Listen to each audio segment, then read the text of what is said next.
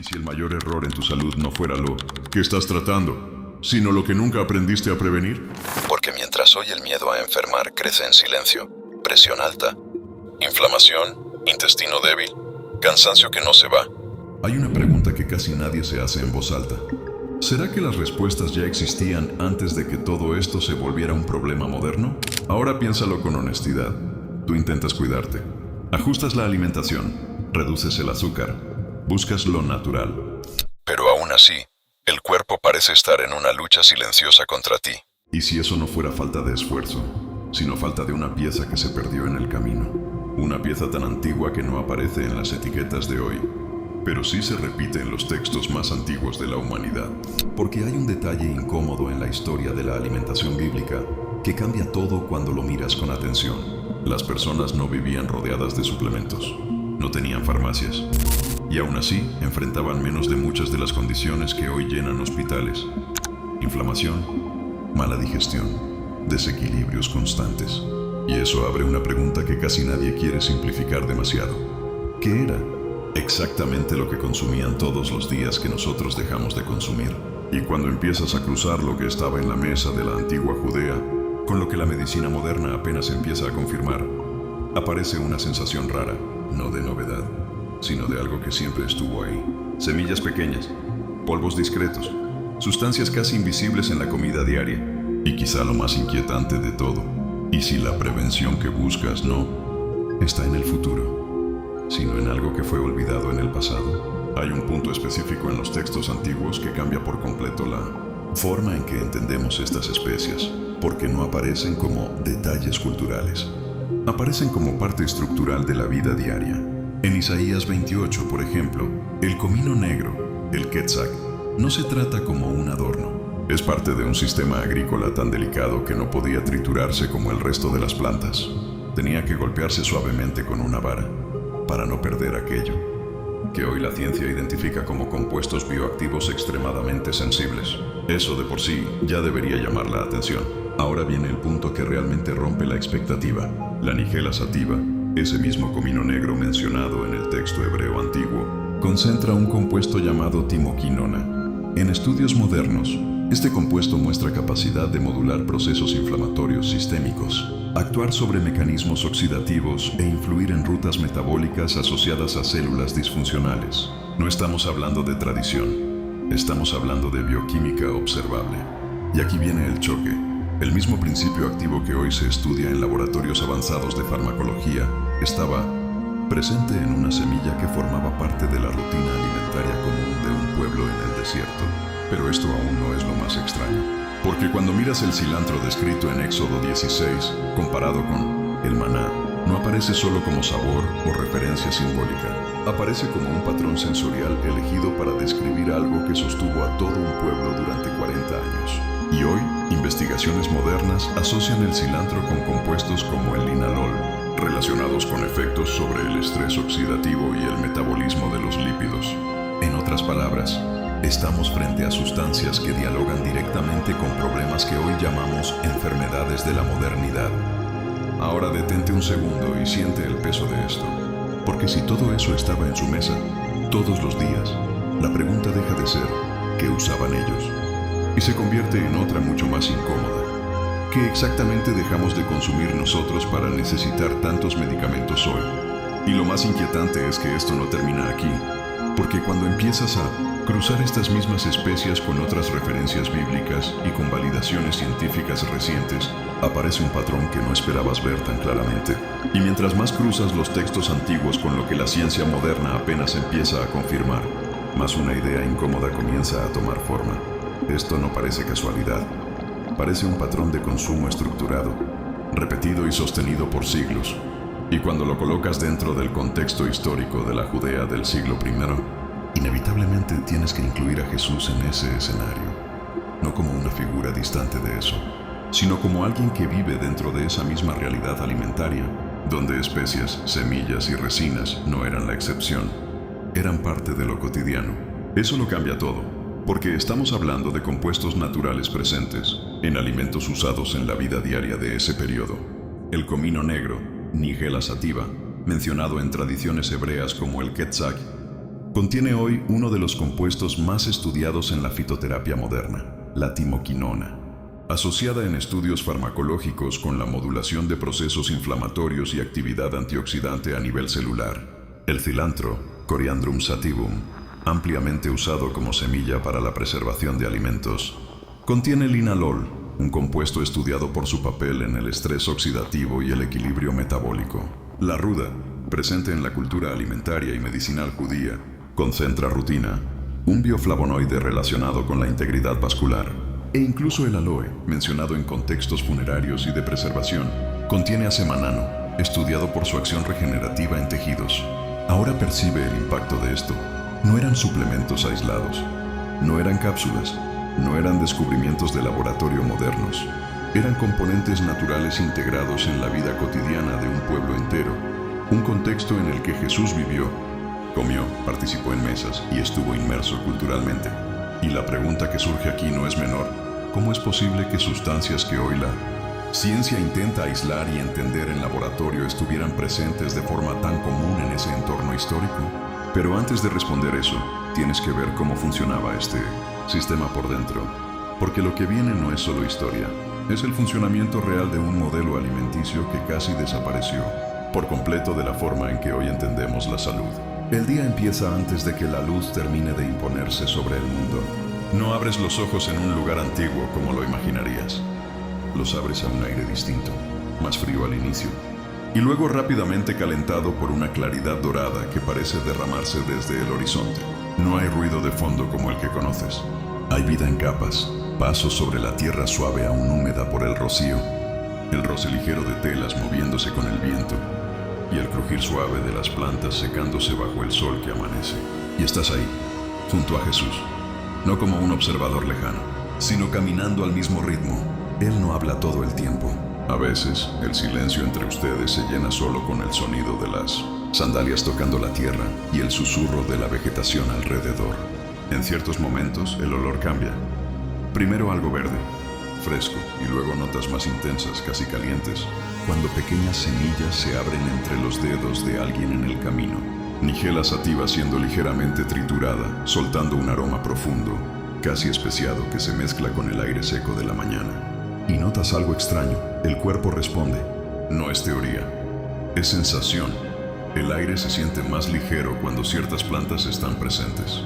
El olor del cilantro seco guardado en pequeños recipientes naturales da una especie de sensación de limpieza en el ambiente, como si el propio espacio se ordenara con lo que hay ahí. Y cuando alguien pasa ruda entre los dedos, queda un amargor aromático en el aire por unos segundos, como una advertencia sensorial de intensidad. Jesús camina contigo, y todo a su alrededor parece funcionar bajo una misma lógica silenciosa. En un momento, se detienen cerca de un espacio abierto donde el sol ya calienta por completo el suelo. Hay personas preparando alimentos simples. No hay exceso de nada, solo lo esencial siendo manipulado con una atención casi instintiva. Semillas separadas, aceites extraídos lentamente, hojas dejadas al sol hasta que cambian su textura y su olor. El ambiente no se siente rústico, se siente intencional. Tocas el aire y sientes como el calor carga pequeñas partículas aromáticas, como si todo el entorno fuera una infusión viva. Lo que hoy llamamos compuestos activos no están en frascos ni aislados, están disueltos en la rutina, en el pan simple que se prepara con semillas oscuras, en el aceite espeso que se pasa sobre superficies de barro para conservar los alimentos bajo el calor intenso, en el gesto cuidadoso de quien sabe, sin términos técnicos, que ciertas plantas no son solo alimento, son continuidad del cuerpo. Y Jesús está ahí dentro de todo eso, sin separación, sin distancia. Y eso empieza a incomodar una idea silenciosa dentro de ti. Quizá lo más extraño no es ese mundo, sino lo demasiado organizado que parece para haber sido solo supervivencia. Y mientras sigues ese día junto a él, una percepción comienza a crecer lentamente, casi sin palabras. Si todo esto formaba parte de lo cotidiano, entonces, ¿qué exactamente perdimos cuando dejamos atrás este tipo de vida? El día empieza antes de las palabras. El aire aún no se siente pesado por el calor, pero ya trae movimiento. Pequeñas actividades ocurren en silencio coordinado, como si todo siguiera un ritmo antiguo que nadie tuvo que explicar. El olor de las plantas que se preparan no llega de golpe. Viene en capas, primero suave, luego más presente, hasta ocupar el espacio sin esfuerzo. Las manos trabajan con una atención que no parece apresurada. Cada semilla negra que se rompe libera algo discreto, pero presente. No hay desperdicio de gesto. Nada se hace de más. El cuidado con cada elemento da la sensación de que todo ahí tiene una razón que va más allá de lo inmediato. En Isaías 28, el trabajo en el campo no se presenta como esfuerzo bruto. Hay precisión en la forma en que se trata la cosecha. El comino negro no se tritura, se libera. La diferencia entre esas dos acciones parece pequeña hasta que se percibe en el cuerpo, como si la fuerza innecesaria rompiera algo que no debería romperse. Y eso no se dice en voz alta, se percibe en la manera en que todo ocurre alrededor. La rutina sigue, el desierto no es vacío, es constante, y en algún momento, pequeñas formaciones claras aparecen sobre la superficie al amanecer. No hay sorpresa exagerada alrededor de eso, hay reconocimiento. Las manos se mueven naturalmente hacia ello. La textura es ligera, el sabor discreto, con un dulzor sutil que no llama la atención, pero permanece. Algo que el cuerpo acepta sin resistencia, como si ya lo conociera desde antes. En Éxodo 16, la descripción de algo parecido a la semilla de cilantro no aparece como una metáfora lejana. Encaja en lo cotidiano con naturalidad. El alimento no impresiona por su apariencia, impresiona por su continuidad. Sostiene el día sin interrumpir el ritmo de la vida. Y ese tipo de sustento no necesita explicación en ese momento. Simplemente funciona. El entorno cambia con la misma suavidad con la que avanza el día. En una casa sencilla, el olor de hierbas secas llena el espacio sin dominarlo. Menta, ruda, pequeñas plantas separadas con atención. Cada una tiene su lugar, su uso, su propósito. Nada está ahí por casualidad. El gesto de separar se repite con calma, como algo aprendido no por instrucción, sino por observación constante a lo largo del tiempo. En Lucas 11, la presencia de estas plantas no es simbólica. Forman parte de la vida común. Están en las manos, en los recipientes, en las mesas. Y cuando se mencionan, no suenan como un detalle, suenan como parte de una estructura mayor que sostiene lo cotidiano. El peso real de estas prácticas no está en su descripción, sino en la naturalidad con la que se realizan. Y entonces algo cambia de nuevo. En Juan 19, el ambiente se vuelve más silencioso, sin necesidad de un cambio externo. El aire se siente más denso no por falta de sonido, sino por exceso de significado. Resinas y aloes se preparan con cuidado extremo. No hay prisa en ningún movimiento.